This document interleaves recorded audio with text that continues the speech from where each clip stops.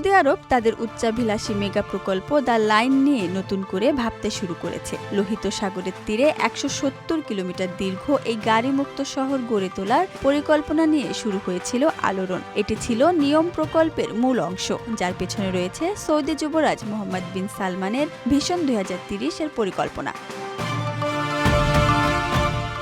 The financial Times এক প্রতিবেদনে জানিয়েছে, প্রকল্পটির সম্ভাব্যতা নিয়ে বড় ধরনের পর্যালোচনা শুরু করেছে সৌদি। বাস্তবতা হলো, নিয়মে ২০৩০ সালের মধ্যে ১৫ লাখ মানুষের বসবাসের কথা বলা হয়েছিল। সেটি এখন সীমিত হয়ে দাঁড়িয়েছে মাত্র ৩ লাখ মানুষের জন্য। এমনকি ১৭০ কিলোমিটার দৈর্ঘ্যের শহরের মধ্যে মাত্র ২.৪ কিলোমিটার দীর্ঘ একটি অংশ ২০৩০ সালের মধ্যে তৈরি হওয়ার সম্ভাবনা দেখা যাচ্ছে।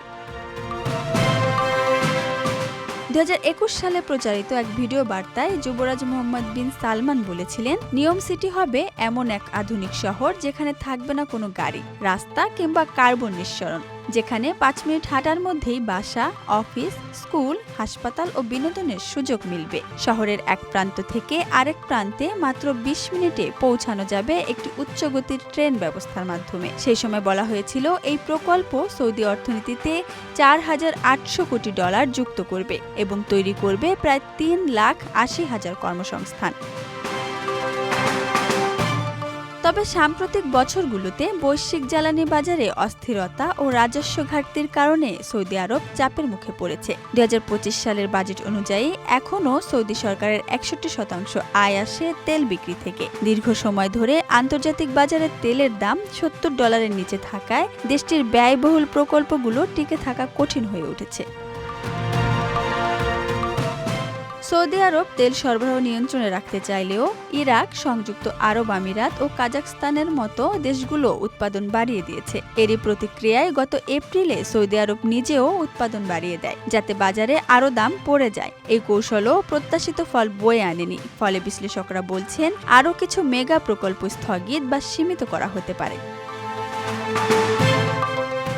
নিয়ম প্রকল্পের ভেতরেও দেখা দিয়েছে নানা প্রশাসনিক বিশৃঙ্খলা।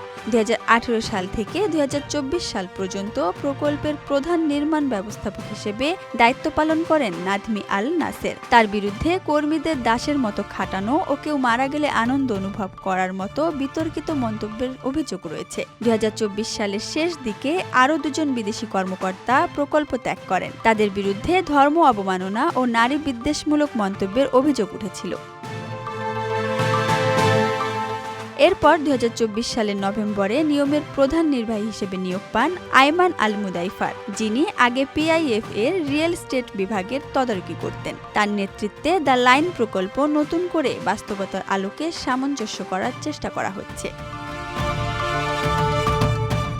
বিশ্ববাসীর কল্পনায় জায়গা করে নেওয়া এই ভবিষ্যতের শহর শেষ পর্যন্ত বাস্তবে রূপ নেবে, নাকি সেটি সৌদি আরবের ব্যয়বহুল স্বপ্ন হিসেবেই থেকে যাবে, সে উত্তর এখন সময়ের অপেক্ষা। Dhaka express desk report.